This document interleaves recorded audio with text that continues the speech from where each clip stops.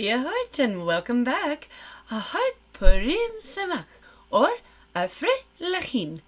Those are my sorry attempts in Hebrew and Yiddish to say Happy Purim. Now, forgive me again if I mispronounce that at all.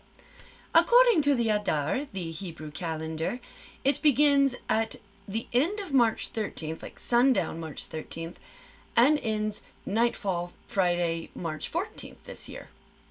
In the book of Esther, my namesake, it's Hebraic for star. Get it? Shining star. Anywho, during ancient Persia, during the reign of Emperor King Ahasuerus or Xerxes, he didn't so much outlaw being Jewish, but they were still a very abused and suppressed peoples.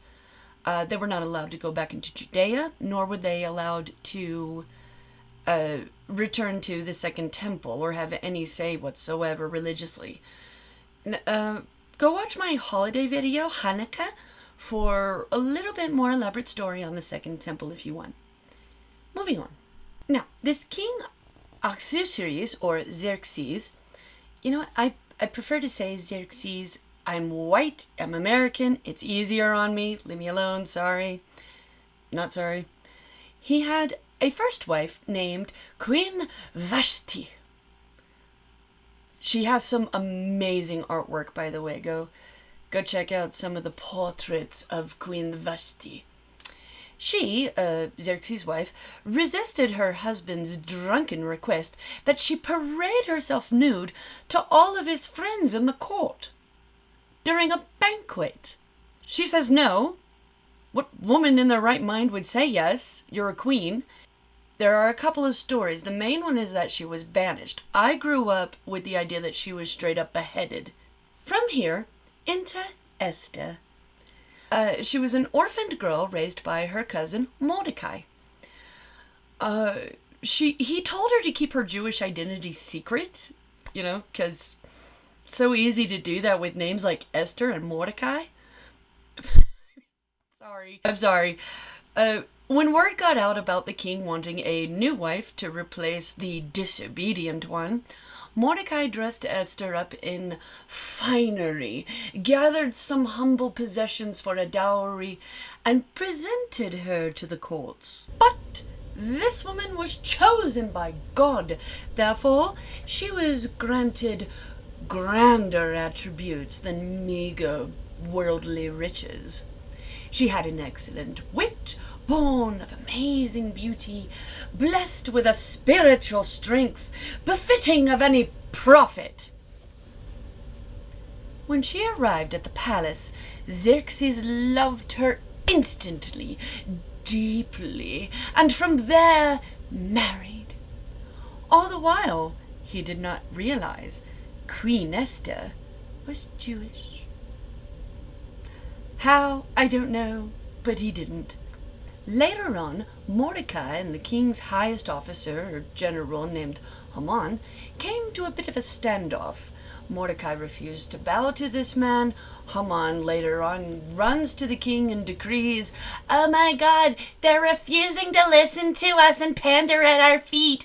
We must kill them all!" Like, how little of a pickle do you have, dude? Really? Genocide over something so ridiculous? I digress. Moving on. Queen Esther hears of this new decree. The king, totally agrees with this man, by the way, over something so stupid. So she storms into the king's quarters, which is punishable by death if you are not explicitly sent for or invited. She didn't care. Honestly, Xerxes loved this woman so much and fell so hard for her, he didn't care either. In fact, he allowed her in and allowed her to complain about her grievances. She basically says, "Help! Someone's going to kill me, my love." Xerxes, in his fury, he demands, "Tell me, who is going to kill you?" She replies, "You, my husband, for I am Jewish." When the king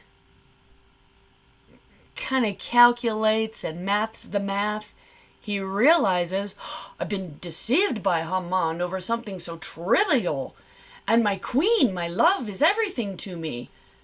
So he repeals the decree, executes Haman, and Queen Esther goes down not only in biblical history, but in humanitarian history for saving her people. In general, that's the story behind why Purim is observed. It's kind of reflected on by Catholics, but not as deeply as the Jewish culture.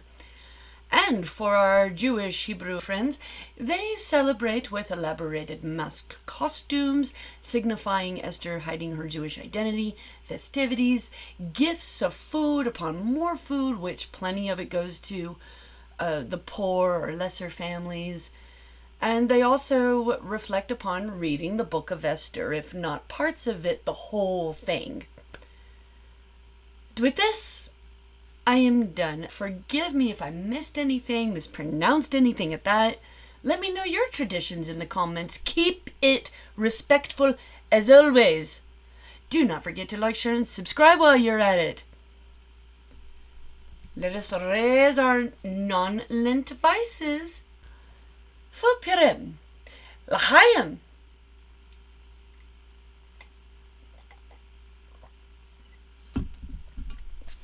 Slan.